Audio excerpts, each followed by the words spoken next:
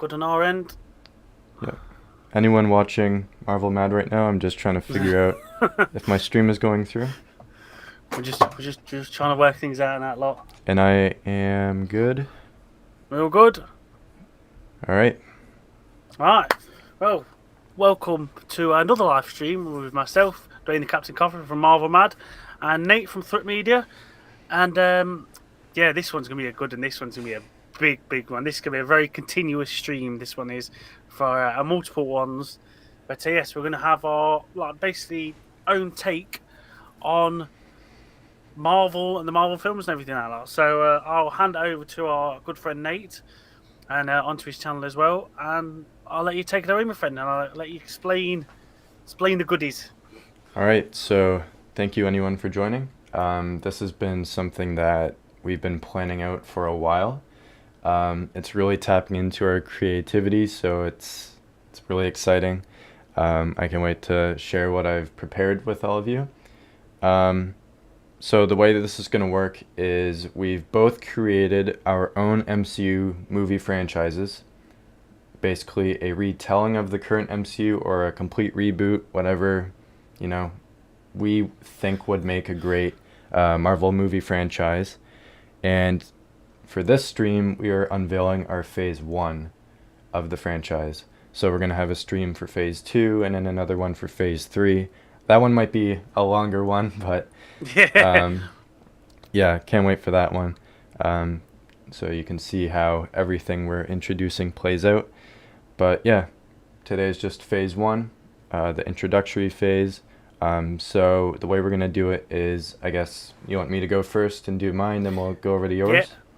Yeah, Okay. definitely. I say if you want a more detailed what he's got, because honestly the presentation he's going to have is absolutely fantastic and everything. So if you go onto Nate's stream now or go onto Nate's channel, if you're watching it later on, sort of thing, you'll have a absolutely perfect. Mine's just all in my little book, but yeah, Nate he's just got he's blown the water out here. So if you want to nip over to his channel or his live stream, you'll see perfectly what's what sort of thing. That's right. So before we do that, I just want to hit you with another icebreaker. Oh, I love these. Go on. All right. Which MCU project has the best post-credit scene? Oh my lord. Damn. Because this kind of fits into what we're going to be talking about. Yes, because there's going to be a lot of them, especially Yeah. in mine anyway. Oh, Jesus, where that's... Oh. Right, the first one that really throws up to me is Spider-Man No Way Home. When you see Venom, Okay. I absolutely adored that sort of thing. Seeing Tom Hardy's Venom just there licking the screen as well, and then obviously leaving a bit of Venom behind in the MCU in that lot, which I'm very looking forward to whenever they actually decide to do that. That's the first one that I was properly like, God damn, that's going to be good sort of thing. And it was a shock because I weren't expecting it sort of thing. I weren't. I know it's all Sony and stuff like that sort of thing, but I wasn't expecting a Venom sort of thing, a reference or anything like that. Especially with you having Lean, Doc Ock, Sandman, Goblin, Lean, the work sort of thing, Electro. Yeah. Having all them, I was not expecting that. So yeah, off the top of my head, that was always the one that always stuck with me, sort of thing. I was like, damn, yeah. Oh, well, what's yours then? I'd like to see yours is. The first one that comes to mind for me, this is the one that almost made me shit myself in the theater, was the one for Quantumania when all the Kangs are in that Coliseum and they're assembling. Now at the time, that was massive. Rewatching that now, you're kind of like, I can't get excited over this the same way I was back then. No, but not. I think a fitting one would be Nick Fury going to Tony Stark's mansion and saying he's a part of the greater universe and he's there to talk about the Avengers Initiative. Because that kickstarts the entire thing. Yeah, that was a very, this is just bigger than one film sort of thing. They've got years and years in the making. But yeah, I'll give you that one. I never thought of that one, my friend. Yeah, but that was nice. That is. Yeah, so that's my icebreaker. Just thought that would be something cool to add each stream. Very, very on point again as well with this. Yeah. What's going to happen with this? All right, so I've got my presentation ready. Right. I'm going to be channeling my inner Kevin Feige, as I said definitely. on Twitter. I don't have a Marvel hat. If I had a hat, I would wear it, so it's even more like him. But yeah, so I'm going to switch over to my other window here. Yeah. If anyone can see it. Can you see the thumbnail? Yeah, all good. All right. So here is my phase 1 of my Marvel movie franchise. My main idea: there is a growing presence and threat looming over the entire Marvel universe. There will be no origins for heroes that have already received origin projects. This is an entirely new continuity, and they're thrown right into the middle of their lives. So there is no origins. This is like we're seeing them now in an established universe. And that's how this franchise is going to be. So the name of this saga: the Cosmic Saga. And I made this to kind of reflect what this is going to be about. So let's dive into phase 1. All right. Kicking off phase 1, as Kevin Feige likes to say it. Yeah. Fantastic Four. Damn. Ah, okay. Okay. So the villain for this is Namor the Submariner. Oh, throwing it back. I like that. So the plot for this: Marvel's first family faces Namor the Submariner, ruler of Atlantis, as he retaliates at mankind's underwater expeditions to recover an ancient and vital artifact to his kingdom. The team must work together in order to save the surface world and prevent this source of power from falling into the wrong hands.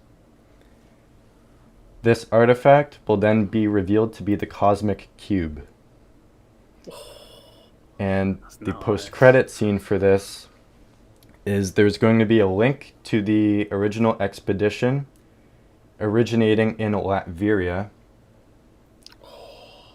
They are responsible for triggering Atlantis' retaliation by trying to get the cube, and we will find out why soon.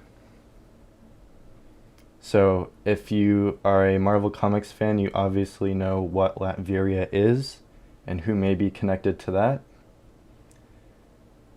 So that is the first movie in phase 1. And I haven't cast anyone because no. We don't know who will even be around by the time. If we were to make these movies, then we have no idea who would be around at the time. Yeah. Okay. So thoughts on this for my first movie? Yes, that's very nice. That I quite like that. I like how you've thrown it back, sort of thing. And no, I won't say anything just yet. But all right. Yeah.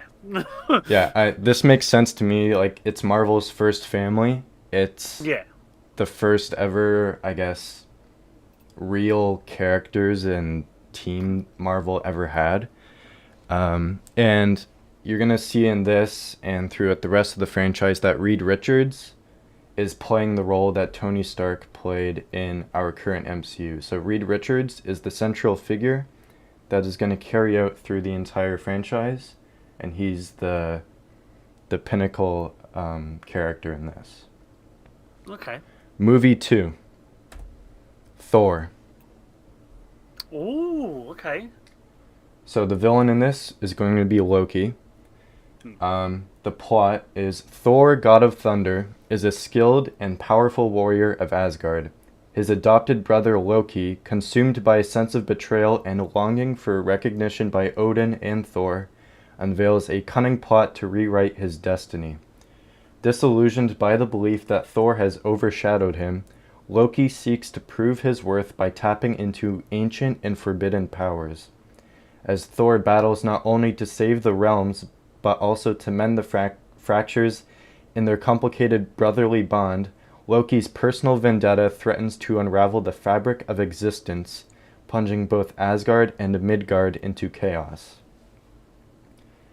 So in this, it's going to be revealed that Loki is using the cosmic power of Yggdrasil, the World Tree, which possesses a cosmic link to the cosmic cube.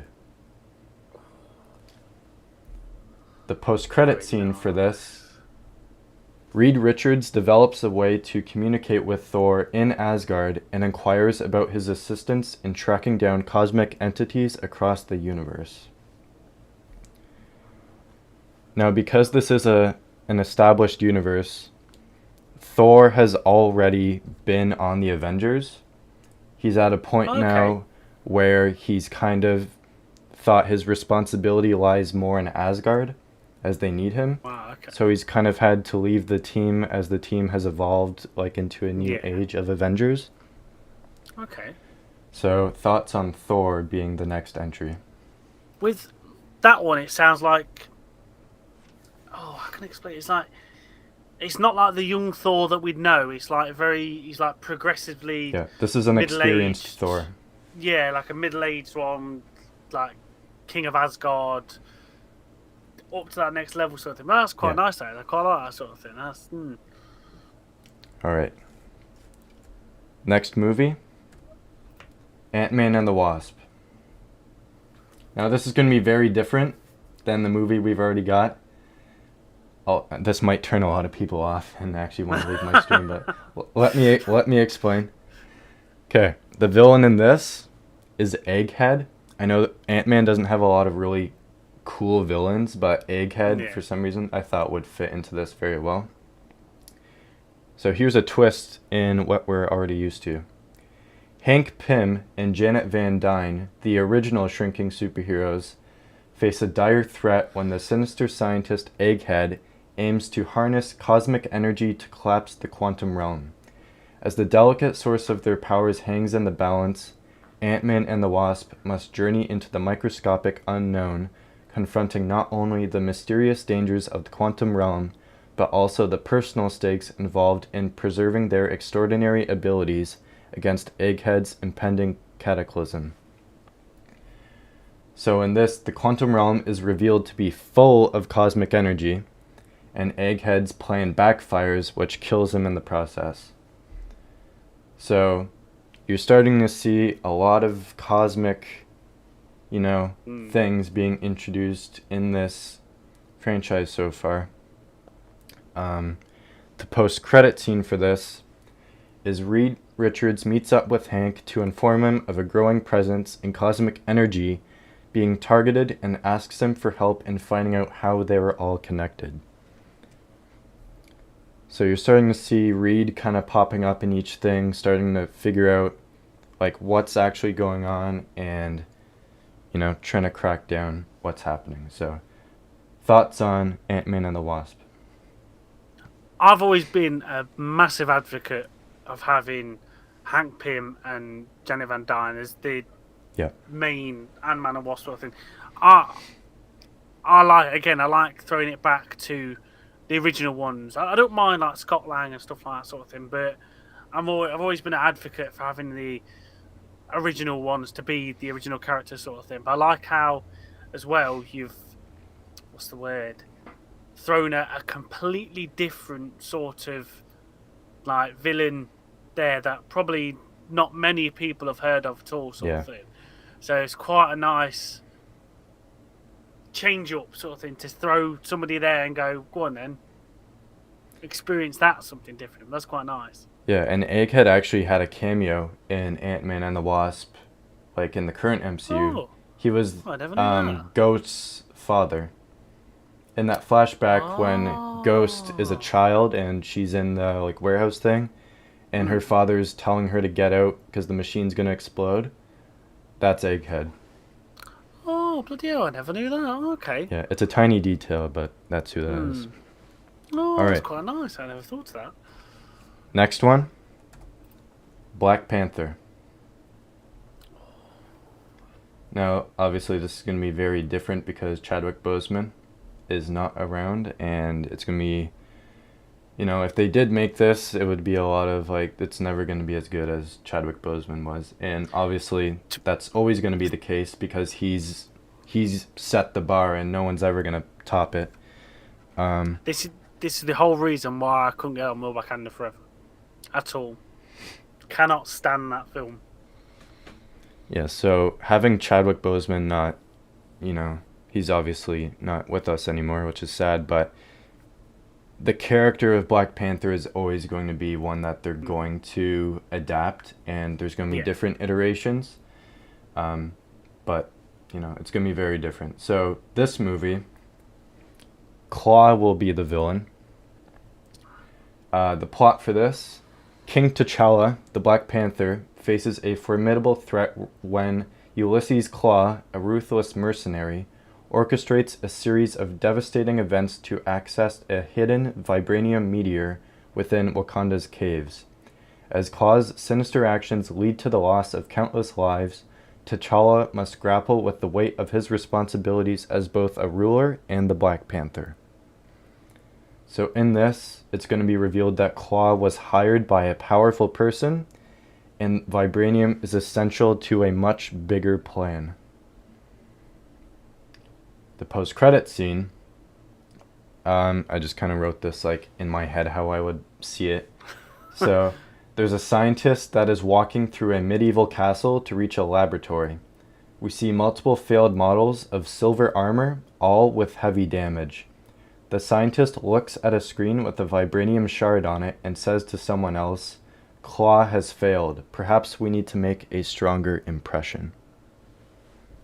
Oh. So Black Panther is obviously setting up something very important coming soon.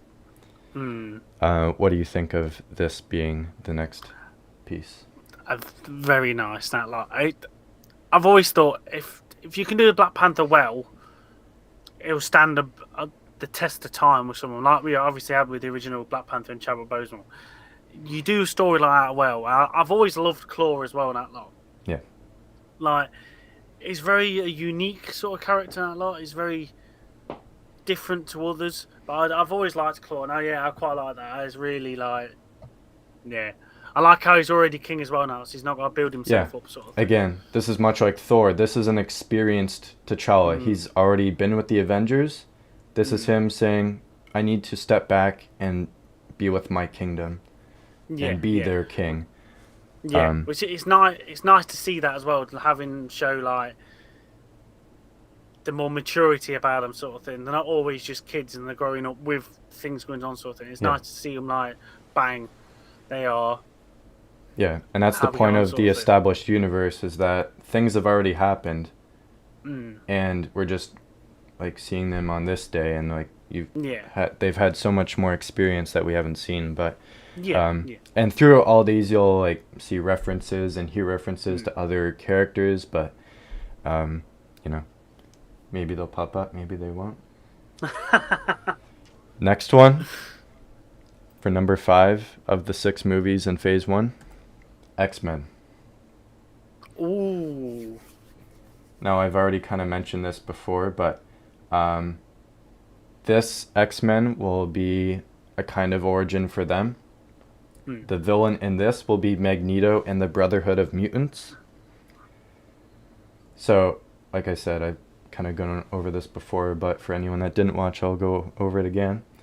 The first X-Men movie will introduce the team consisting of Cyclops, Jean Grey, Iceman, Beast, and Angel. They will face off against Magneto and his Brotherhood of Mutants, who are resisting the oppression of human authority over mutants. So, you know, it's just going to be like an origin for the original X-Men. And I think it's interesting if you've already had established Avengers and you've had established other characters, but the X-Men are kind of fresh in this universe because the MCU never got to tell their origin. So I thought it would be cool, you know. You get like a more younger version of the X-Men along with the more established Avengers, and you know, we'll see where it goes from there. The post-credit scene for this, Reed Richards meets with Charles Xavier to discuss forming a council of heroes for planning of future threats. So again, if you're a comic fan, you might know what that's alluding to. If it's the one I'm thinking of, that's nice. We may have already seen them in the MCU in a different place, yeah. but yeah, it's exactly what I was thinking of. So yeah, that is X-Men. What do you think of that being the second to last entry? That is nice. And it's a shame that the MCU was never able to properly give them a proper origin story and anything like that sort of thing. But it's nice how you've thrown them at the end of that first phase sort of thing, because everything, like you said, everything's already been established, everything's already there sort of thing. Having a new sort of group as well sort of thing, as well as the Fantastic Four. Yeah. It's nice to see them already build up where the other ones have already been established. It's quite nice. I quite like that. All right. The last entry of Phase 1, the Avengers. So the villain in this will be MODOK and AIM. So the plot for this, the Avengers face AIM, led by MODOK, as he seeks a potent source of dangerous cosmic power to enhance their weapons and technology. Intent on unlocking the secrets of an ancient cosmic force, AIM's goal may lead to the end of the world. The Avengers must thwart MODOK's relentless pursuit, unravel the mysteries of this cosmic energy, and prevent its catastrophic potential from falling into the wrong hands.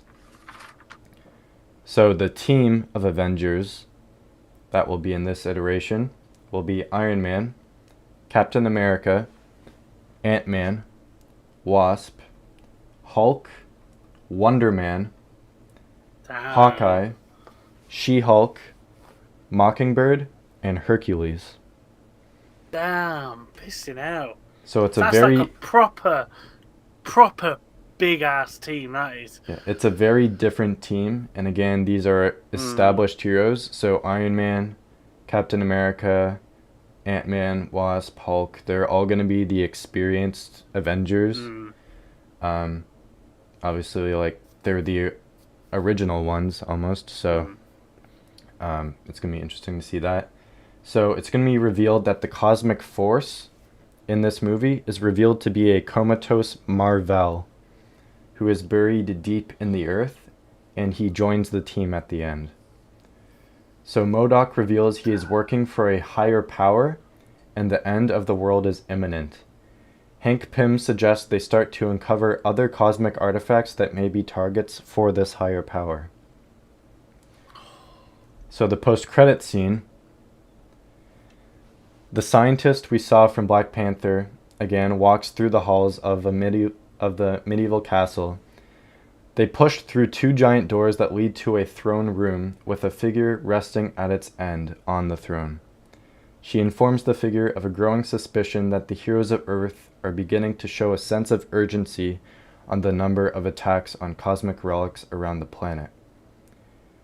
This figure has a goal to obtain all these projects for reasons unknown at this moment. Here is that character.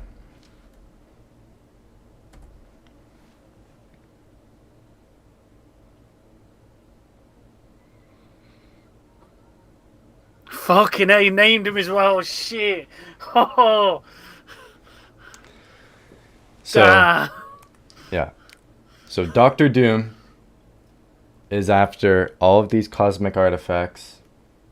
We don't know why as of now.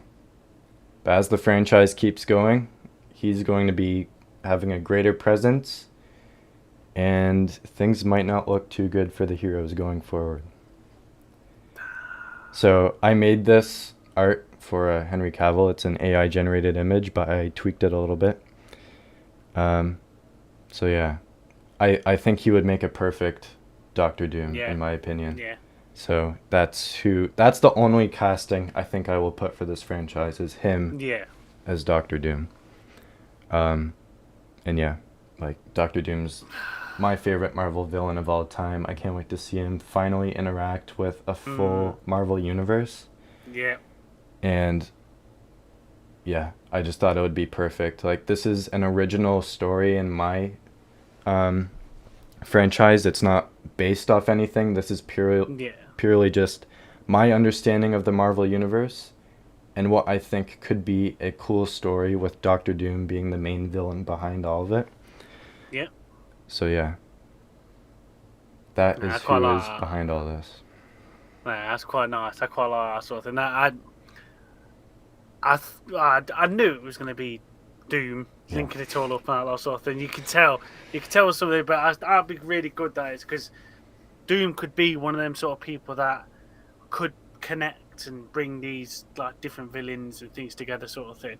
Which yeah, it was really nice that sort of thing. That I don't think, apart from like Endgame that like, when you literally had every bloody body that like, I don't think I can really know of a mass showing of Avengers in a single film like that. Obviously, you see it all the time in the comics, Yeah. but to see in something like that, especially in a Phase One sort of one as well, that would. I know you had what you had the original six in the first Avengers sort of thing. Yeah, almost the original six, yeah. Yeah. Well, not original six, but in the comics. But I mean, Oh, yeah, yeah. Yeah. the six in the first Avengers and that lot. Um, So yeah, so throwing them out like that, that's like, damn, that's nice sort of thing.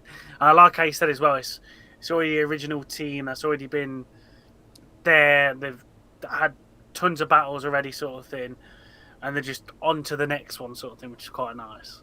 Yeah. So this is obviously like Doom wouldn't not be wearing his mask because it's an iconic Yeah, part of his character. yeah, This is just an easier way for me to show what he would look like without the mask and yeah. who is going to be playing that character in my Which he franchise. has, I say, in the comics, he has took his mask off and Yeah. he's been all right underneath it, sort of thing. So especially using his magic and stuff like that, sort of thing. So it would be feasible if he did eventually take it off later down the line, sort of thing. But yeah, that is nice. I did like that picture as well. I was not expecting you to name an actor with him like that. So that's like, damn. I was, yeah. Well, you saw my reaction anyway. I was just blown away and that sort of thing. Yeah, this was the most exciting thing for me. Like, for me, like, this whole thing is like if I was standing in Hall H at Comic Con unveiling this entire like phase, this would be the moment that gets everyone out of their seats and Yeah, starts like losing their minds over it. yeah, yeah. Um, Definitely so I wanted to kind of get that kind of thing. not. Um, and I'm glad it But worked. no, So yeah. yeah, That first phase, damn. Honestly, it's just yeah. yeah. So phase two will end up having the same amount of projects because this is Mm, following the same template as the current yeah, MCU. yeah. So six in phase one, six in phase two, and then 12 in phase three. Mm. So yeah, I'm excited to share what else I have planned. Yeah, But yeah, definitely that lot. yeah, this is a really cool setup. Very nice, very nice. Right. Well, my six. I've got a overarching saga name or anything like that because I just literally couldn't think of. I'm not. I'll totally admit it now. You absolutely blow the water out of me. I thought I knew Marvel on this side of the pond, but god damn it, Nate, you just that sort of thing.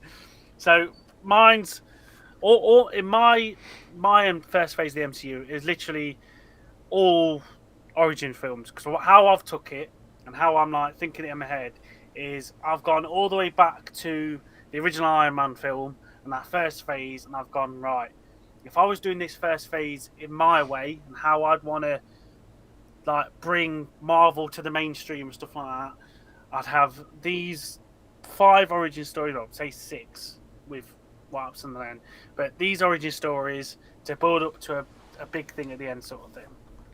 So, my first film, and I'm a sucker for being daft and that lot, and sticking on brand is Captain America: The First Avenger. I'd have it as again back in World War II. Have his origin story, going to get the super soldier serum.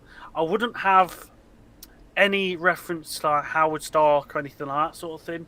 I just have it as the original Doctor that gave him the super soldier serum and build it up like that sort of thing. I wouldn't really as well have the Howling Commandos. I'd just have Booker as well as Peggy.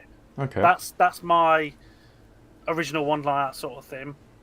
Obviously, the main villain of the first one, it's got to be Red Skull, and you see how he developed himself and how he used the Nazi science division and stuff like that to gain supreme power for him and that lot, and he wants to take over Hitler. And obviously, we have the big battle at the end between them both, where they're not won't be like a plane or something like that sort of thing. It'd be like a base in the Antarctic. How I was thinking it in my head now, so it'd be a base in the Antarctic. They have the big battle there, sort of thing, and then the big explosions. And instead of having the Red Skull die or go off within the cosmic cube and that lot, the cosmic cube's there, but they both get frozen. And now in the post-credit scene, the first post-credit scene would be them like a little minute or two montage of them rescuing him, seeing something else that was there but it's disappeared, which is obviously the shape of the cosmic cube, and another trench that's been dug up from somebody else. Now you'd see these people digging up Captain America, taking him back, de-icing him and everything, thawing him out, and then you'd have Nick Fury there basically doing the same sort of thing he did with Iron Man and having him saying, look, we need you, we're making a team, there's some things going on in this world that you need to catch up on.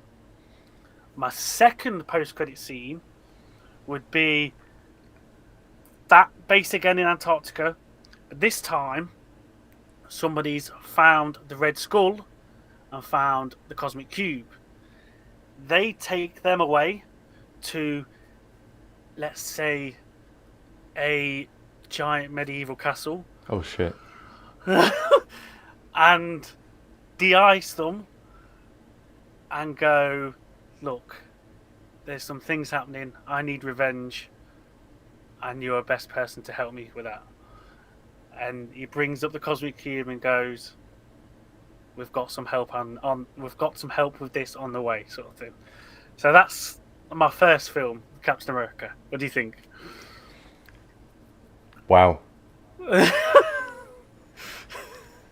No, I wasn't expecting you to bring in, obviously, that character. Yeah. But, yeah, that sounds exciting. Like, I really like the first Avenger because it is, like, the World War II action movie that establishes Captain America.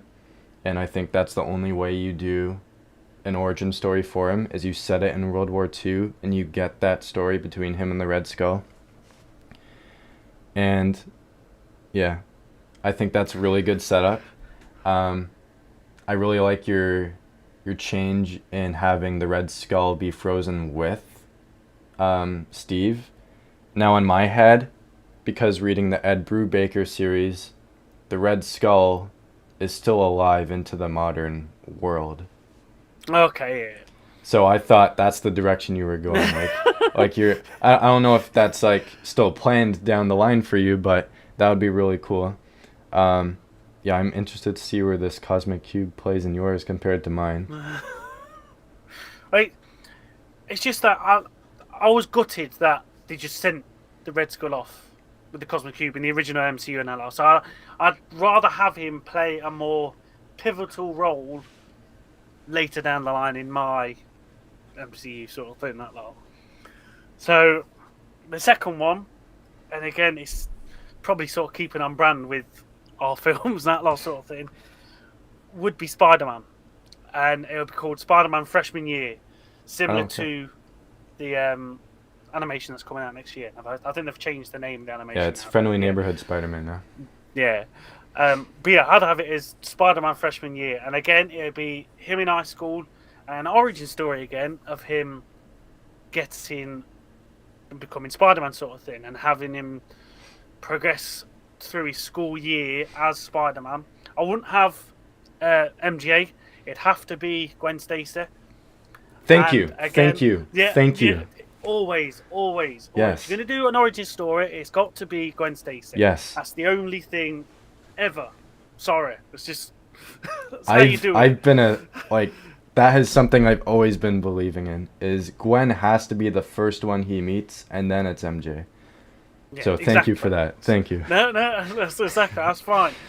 And as you progress that lot, it'll be a normal, like, he's going to do bank robberies and stuff like that sort of thing. These little bits and bobs like that sort of thing. But all these bank robberies and stuff like that sort of thing have got a connecting thing, and it is Norman Osborn.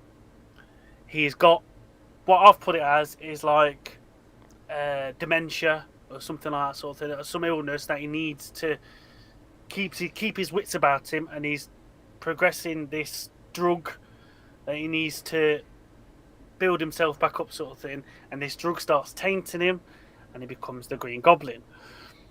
They have your stereotypical battle with him and Spider-Man.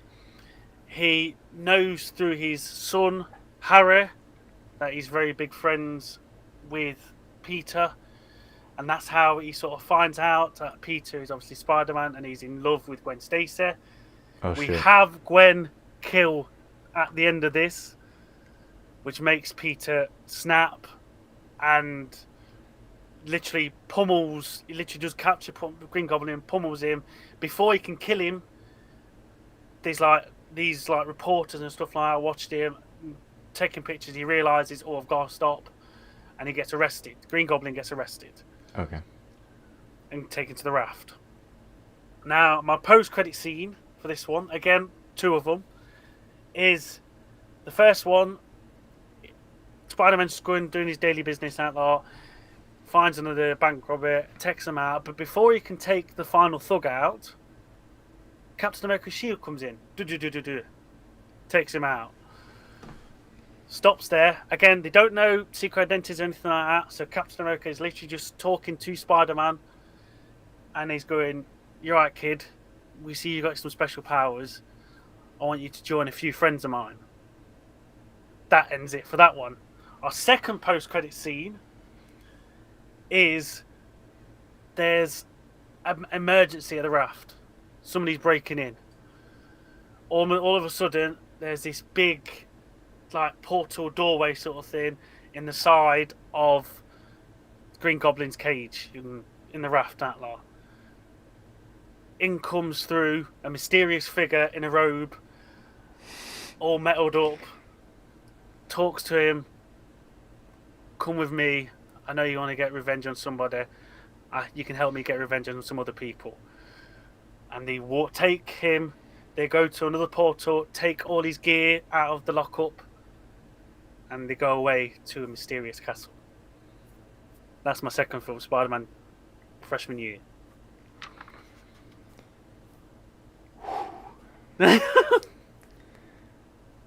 Okay. That sounds really cool. What's your thoughts? So, yes, Gwen, obviously, has to be the first love interest. That's a rule that I've put on, if I was to create a Spider-Man franchise, that's how you do it. I really like the Norman Osborn thing. Having that different take that he's, he is sick and he's trying to cure himself and, still keep his ego up. I'm the best, no illness can run me down, sort of thing. That's what I was thinking. And then obviously he becomes the Goblin. The one thing that we haven't got in any Spider-Man movie with Green Goblin is, it's like an iconic comic panel too, but he has Spider-Man all tangled up and he's dragging him in the air on the glider and he's throwing him in the buildings along the way. I could see that happening in this based on just what you explained. Killing Gwen right off the bat, I It's was got not to done. It's got to be done. It's I got to was be not done. She expecting can't that. last more than one film. She can't last more than one film. That's See, that's my take. It's and just I would kill her at the end of a trilogy with her, but I get you're doing something different, and that's cool. Um, yeah, and I think having that kind of public look at Spider-Man, obviously he's an amateur at what he's doing, and he's losing it as well. he's about to kill the villain. He's kind of got to realize I need to pull myself back before everyone thinks I'm as bad as this person is. And I think that's really good. And then, yeah, that post-credit scene again. This figure who I honestly have no idea who this is. They're putting together something very important, and I'm interested to see who he's wanting revenge on and what these other villains are going to end up doing in this kind of team that he's putting together. And then the whole Captain America thing too. That's cool. I've got something planned out in phase 2 of my franchise that is kind of like that, but Okay. yeah, something I've always wanted to see from Spider-Man, but it's nothing like yours. It's another character. Okay. But yeah, it's the same kind of thing. But yeah, that's a really cool second movie. Okay, thank you. Because when some of the stuff that you're coming through in your first phase and that, I was like, damn, that's a. He's like reading my mind or something like that. He's like reading a piece of notes or something. What's going off here? We're just smart. Yes, that's the thing. I tell you, two minds think alike. And like, we both love Marvel, and there's like a connection there. For my third film, which this one's not been done in the MCU. It's been done elsewhere, but it's not been done in the MCU. My third film is Daredevil.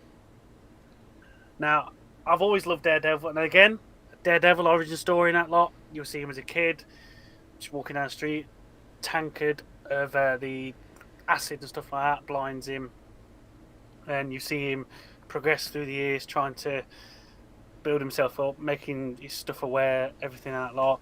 Obviously, he becomes a lawyer. Nelson and Murdoch. He sees the cases of people getting away unjustly and stuff like that sort of thing.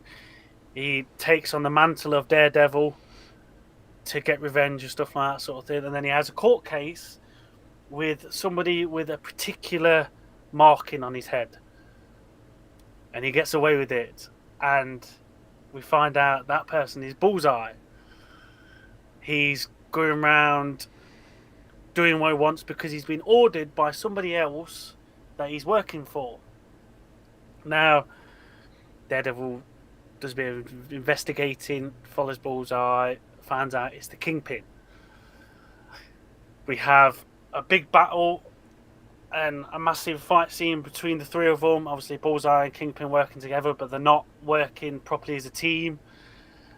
And obviously, Daredevil defeats both of them, gets them both locked up, he thinks, but you find out again in a post-credit scene that Kingpin's not been put away. Kingpin's paid off the cops and is able to break free. Daredevil is, though, kaput. He's locked away in the raft. Can't do nothing about him. This post-credit scene, we'd have him skulking in the middle of the night, taking out this person that's just trying to rob this car, takes him out. All of a sudden, before it can get any information out of him, he gets picked up, a web to the wall. Spider-Man's come, sat on top of the car, looking at him, going, "Hey, I see you're taking out some bad guys. That's my job." Has a bit of banter out there with him. He goes, "Look, I've got a team, I've got some friends who could do your expert skills in the dead of night to come help us out." Now, the second post-credit scene is Kingpin's in his mansion, just filing away some dodgy things he's got on his desk, and he's got hits out for Spider-Man, he's got a hit out for Daredevil, and you just see a load of papers and a lot trying to have people that he knows could try and take him out. So he's got a reference to Elektra, he's got a reference to the Hand, as obviously he's got Bullseye, big red cross through him, and all of a sudden, this big blue door again comes into the side of his building, and the mysterious figure comes along. I see you've got some money and you know some stuff in the underground. We could do your money laundering techniques. Kingpin gets angry. Why are you breaking into our house and everything? Red Skull comes along next to him. At the side, this mysterious figure, you still don't know this mysterious figures yet. Red Skull comes along. Look, you're going to help us out because what we've got back there, I think you'll be interested in. And it just fades to black on them three looking at each other. Third film, what do you think? Wow, that's... I'm really interested to see what this team of villains is trying to do. Because it's like... I don't know if you know from DC, but the Legion of Doom, where it takes the arch nemesis of each hero and puts them in a team to go against the Justice League. That's kind of the vibe I'm getting here. Which is cool. Again, Daredevil, like my second favorite Marvel character of all time. He's like so cool. Yeah, and I think it's time he gets another movie done properly. And I'm always down for a Daredevil movie. I'm surprised that like there's so much already put into the origin with Bullseye and Kingpin, and I like the setups with Elektra maybe coming in. I think you don't put her in the origin, you save her for like later in the franchise, which I think you nailed.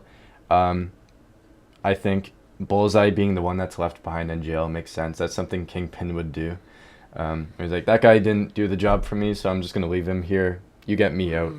That was cool. And of course, the Spider-Man and Daredevil team up. That's something that I've always wanted. Who knows if that maybe shows up in mine as well. But we'll see. So yeah, I like what you're building here. I couldn't stand was it Matt Damon Daredevil film? Ben Affleck.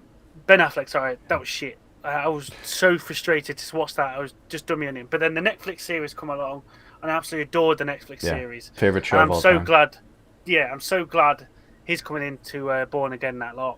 Cannot wait for that sort of thing. So having that sort of dynamic, and you see it in the comics a load of times, Daredevil and Spider-Man's connection and that sort of thing. It's just really nice to see. So just thought, yeah. Yeah.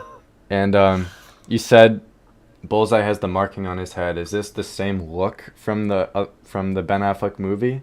Or is this... only the look. Only the look. Okay. Just so he's not wearing the costume with the bullseye on the... Okay. No, not yet. All right. All right, yeah. I don't want to drop it in yet, but yeah, not yet. Right, my fourth film, and I swear, I just need to double check. 1, 2... Oh, no, I'm alright, okay. My fourth film is Ant-Man and the Wasp. Alright. And again, origin story of Hank Pym and Janet Van Dyne as they become Hank Pym and the Wasp. It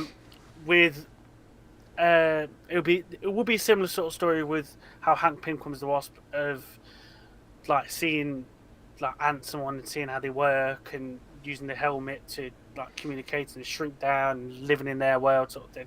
But with Janet Van Dyne, her origin story will be again very like from the comics and everything, where the villain of this is going to actually be a creature from cosmos that comes down, and it's no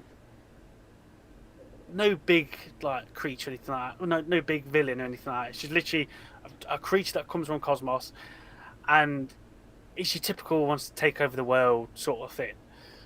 This creature from cosmos kills Janet Van Dyne's dad because he gets caught up in it all and everything. She wants revenge and help, goes to Hank Pym to get help to get revenge. He makes the costume for her so they can shrink down, get onto their ship, go back with them as they transport back, and they kill the creature from Cosmos sort of thing, and like squish him basically, that sort of thing. And they come down, and he builds his like not mansion, but like lab, and he does more experiments and does more things he can do. Now the post-credit scene for this one, there's only one on this one, is Cap just basically comes in to find out who this Ant-Man is, sort of thing. And Hank Pym's very open about it. He's Hank Pym. He's going to do the Iron Man. It's me. I'm Ant-Man, sort of thing. And we're going to have his building as the basis for this team on the ground.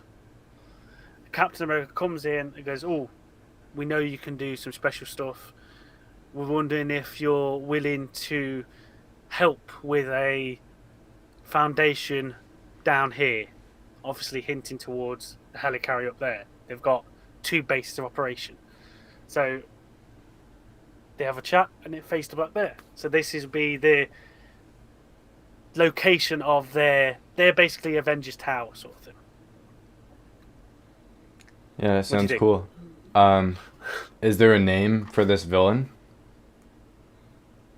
No, I've just called it the creature from Cosmos. As I was researching this, I couldn't find out what his proper name was, sort of thing. It was just like a creature from Cosmos. And I was looking at the comics of where this creature does kill Janet Van Dyne's dad, but I could never find out his proper name. But always I could find was a creature from Cosmos, sort of thing. I'm gonna have to look that up because I've never heard of that character. Yeah. But yeah, that sounds cool. Starting their relationship with each other and, starting the foundation for a team that I'm assuming is introduced very soon. But yeah, it sounds cool. I'm a huge fan of the Hank Pym and Janet Van Dyne Ant-Man and Wasp, like you said. Like we've got the Scott Lang and Hope Van Dyne. I think if we were to do this new thing, like Hank and Janet deserve their time to be the heroes. And yeah, it's one of those stories where it's like it doesn't seem like it fits into the larger story. It introduces the new characters, but you tied it in at the end how this does play a role going forward. And I've done that a few in mine where there's projects that don't seem like they fit, but then as it gets going, you kind of see how it plays into the larger picture.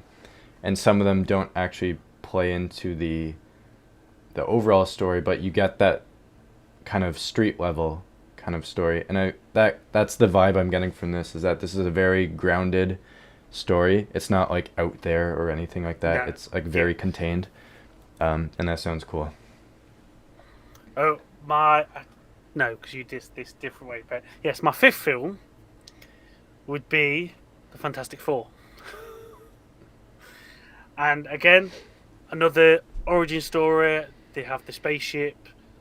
They're all together. So you got Reed Richards, Susan Storm,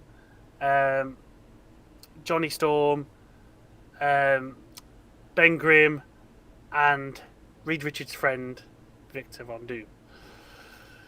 They all get to the ship together. They all get cosmic rays onto them as they're reaching out, researching the stars and researching the sun and everything. And they get the cosmic rays hit them. They crash land back down to Earth.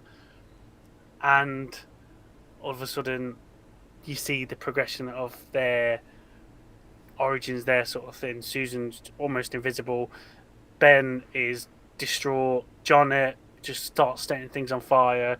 Richard's trying to calm them all down. We have the fighting amongst them all, sort of thing. And been not thrown out, but because he's been left disfigured and very distraught, is Reed. Now, this film as well, I just want to mention, will be set before. So I've obviously got Mr. Captain America And when it comes to the future, say 2012, it comes into the future there. This film will be set in 2011 before Captain America has been de-iced. So this film is just set before. So obviously you have all them, the infighting. Victor's gone back to Latvia because he's felt betrayed that Richard has just discarded him. They're getting all this fame because they've got superpowers and they can't like know what the hell to do with it, sort of thing. So all of a sudden, their villain, the main villain in this one, it won't be Doctor Doom in this one. The main villain for this one is Mole Man. It comes up out of the ground, that lot, and you think it's going to be Doom, obviously, that lot, but the villain at the end of this one is actually going to be Mole Man. It comes up out of the ground, that lot, sees that there's special people, and he goes, well, hang on a minute, I'm special. I've got my family of mole people down there. We want to break out onto the surface world. This brings the Fantastic Four team together. They use their powers to actually work and be a coherent team, and then they defeat Mole Man and everything, and it's all sunny and roses. At the end of this, the first post-credit scene, you will have a not montage, but you'll have a little bit of where Mr. Fantastic gets brought to by by Nick Fury, and he's saying, "Look, we know there's other special people out there and stuff like that, and we'd like to have you in our Connectum." And then there'll be a little montage of all the old post-credit scenes. So you'd have Nick Fury going to Captain America. You'd have Captain America going to Spider-Man. You'd have Spider-Man going to Daredevil.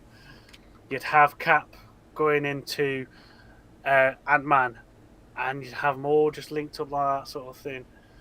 And then you'd finally see the helicarrier above New York just sitting there. And then you'd have them have a word over the top saying, right, some things are going down. We just need to have a chat and come up with a plan. You'd have a second post-credit scene where you'd have Doctor Doom on his throne, all pissed off basically, and that sort of thing. And he starts making a plan. And then again, you'd have a little montage of Doctor Doom going back, getting Red Skull out of the ice, having the cosmic cube. Then you'd have obviously them going to Green Goblin, going through the portal, getting him come back and everything, saying we're making a team. Obviously, Kingpin talking to him. We need the money for investment to build this machine I'm making back at Latvia. And then obviously you'd have them all talking around this giant machine, going, right, this is it. This is what we're doing. Let's go. And that will cut out there, sort of thing. What do you think? For a Fantastic Four origin, that sounds really cool. Mole Man is one of those characters that's like MODOK, where you can't really take them seriously because of just how silly they were when they were made in the 60s. But I think he's a fitting villain for them to be established as, like, this is them as a team. And yeah, I think saving Doom to be set up later on is logical because he has to be built up. You can't just have him be the villain and then he's gone. That's something I really didn't like about the first one. And obviously they didn't have a plan back then, but No. Doom is one you have to build up because he's that big of a villain. And obviously you see that's what I'm doing with my franchise. So yeah, I think the Fantastic Four are a team that going forward are going to be like a huge player in building the next age of whatever the Marvel Cinematic Universe is. And yeah, I'm excited to see where this goes from here. I just I wanted something to bring the team together, sort of thing. Yeah. It couldn't be Doom. It couldn't be Doom. Like, it couldn't be like Galactus or something stuff like that, sort of thing. It needed to be just a very grounded, run of the mill, daft character to bring the team together, and then them working and actually going, right, no, we are a team. We are the Fantastic Four. And Yeah. at the end, I'd say I didn't mention they've not got the uniforms or anything like that sort of thing just yet. At the end, when they face Mole Man, that's when they get uniforms and everything, sort of thing. But yeah, I just wanted it a nice, grounded thing like that sort of thing. That sounds cool. So my last film, and again, similar to what you've done now, is the Avengers. Now, the main villain for this is going to be the Red Skull and Doctor Doom. Okay. And now, what the team of villains are planning is basically destruction of New York, just a very run-of-the-mill, very basic sort of thing. But in the background, Doctor Doom is using the Tesseract to make a time machine to go back and save his mother because she died and he misses him basically that lot. But also, there's a cosmic power back in what was it? Blackbeard's time. There's a cosmic power in Blackbeard's time where he could use it buried away, and he becomes powerful, more powerful than he is, sort of thing. And basically, they set up a massive headquarters in Latvia, basically a big blue light like he did in the Avengers film that goes up. Sets Nick Fury off. They all notice it, sort of thing, and then all of a sudden, all around New York, there's these old villains popping back up. What's going off, sort of thing, that lot. Obviously, you've got Red Skull, you've got Doctor Doom in the main one, you've got Green Goblin flying around all of New York, just destroying stuff up and everything, that lot. And then you've got, where is it? Kingpin setting up the Hand to go off and just start destroying things now, sort of thing. So they send the villains in to go and take them all out, sort of thing, where the Fantastic Four go straight to Latvia because of the big blue lights and everything, a lot, trying not to get distracted. They have their big battle and everything and that lot. They try and stop Doom. Obviously, they blow the machine up before he can go back and get his cosmic powers to become even more powerful.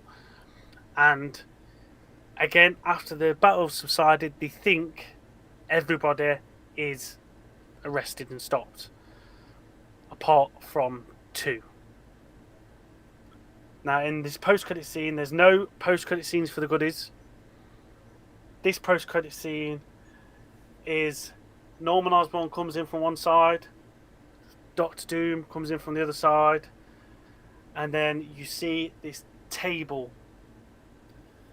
And they say, this is the first calling of the cable.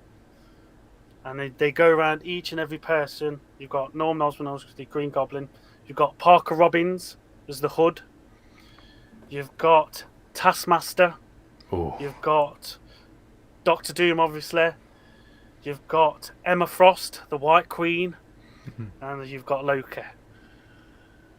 And it just fades out as they're looking down on this table of these villains gang together, and that's the end of my Avengers. That sounds really cool. I think giving Doom that personal goal to bring his mother back, that's something like an audience would connect with. Like, obviously they feel for him that like his mother died and he's trying to save her, and obviously he's not doing good things to reach that goal, but that sounds really cool. It's like very different how all these villains that you wouldn't see working together are doing something really big. And is there like a bigger Avengers team that have already been introduced, or is it just Captain America, Spider-Man? It should be Captain America, Spider-Man, Daredevil, Ant-Man and the Wasp, and Fantastic Four and that lot. Okay. That's the core Avengers ones I'm having just now, but obviously with the Cable coming in, there'll be things later down the line seeing them. Just based off of your description of that post-credit scene, there's a comic cover that comes to mind. There's literally, I've took this literally from a post-credit scene of a comic. Okay. This, I'm just going to share my screen for a second, Yeah, it's a lot. is what I see in my head. I'm so hoping you found the same thing that I've come up with. Because Hang on. just I'm seeing trying it in to my look head, it like it feels so classic. And people on my stream, you won't see this, but it's a John Romita cover of Bring On the Bad Guys, and it's like a really classic cover, and it has like a bunch of classic Marvel characters on it. It's got Doctor Doom, Dormammu, Mephisto, Loki, Red Skull, Green Goblin, and Abomination. And just based off of your setup throughout this entire like phase 1, that's what I see in my head as the inspiration behind it, and I think that's really cool. Now that would be the inspiration from Avengers, the Avengers film. That's Yeah. the villain sort of portray their sort of thing. But there's another scene. It's at, I think I want to say it's at the end of, might be Secret Invasion. There's a scene at the end of the Secret Invasion comics where Norman Osborn's brought this team together of villains. And if you know where that leads to, that's in the same sort of line of where mine's leading. If you know that. I haven't read Secret Invasion in a long time, but I think I have an idea. I'm not gonna say in case, like, I don't want to ruin the surprise later on, but I think I might know where this is going. Yeah. But yeah, there's no good post-credit scenes, no like Swarm or anything like that. I want to end up on these new villains that you've not seen in my MCU yet be introduced in the team that they called the Cable, and it's gonna be like that. Yeah, that sounds really cool. I think, like, again, this is so different, and I think that's what's really, like, charming about it, is that it's completely, like, it's taking, like, a very classic approach where, like, the villains, like, it's like they're just hanging out, basically. Yeah. It's like, you just want to come over to the castle tonight? Like, we got all these people around. We're gonna be just, playing games. That's kind of what it feels like, and I think that's kind of cool how the villains are kind of all coming together and they have this connected motivation Of revenge, Yeah. sort of thing. I think that's really cool. But yeah, that's my phase 1 of the films, that sort of thing. I'm quite happy with that. Obviously, it's not as nowhere near as detailed and just like on point as yours, but how I've thought it up and how I've laid each other out and how it connected. Cause I'd rather have it connecting than just how they're doing it now. It's just fucking random here, there, and everywhere sort of thing. But no, that's how it's connected at the moment. And if you know some of them villains, you'll know what sort of films are coming on in phase 2 and 3. Also, Taskmaster, I think he's one you have to bring in because he was done dirty in the MCU, and I think, yeah, this is the perfect opportunity to give him his time to shine. And obviously, you have Spider-Man and Daredevil. Seeing Taskmaster go against the two of them, that's going to be one heck of a battle between two characters that have that many like hand-to-hand combat skills, and then Taskmaster just, he's got all of them already, like he's got them there. That's really cool. Yeah, I'm excited for that. Yeah. So yeah, that's well, I'd say that's the stream, and that's both our phases together a lot. Yeah, like I say, yours was just absolutely just brilliant. I'd love to see. Say we've definitely took as well 2 different takes on it. So mine's all origins and very grounded and stuff like that sort of thing. Where yours already your Avengers are already there. Your Avengers is literally already built up, sort of thing. You're ready to just to kick on, sort of thing. Where mine's like starting from baby steps and building it up, sort of thing. But no, yeah, very very exciting. I cannot wait.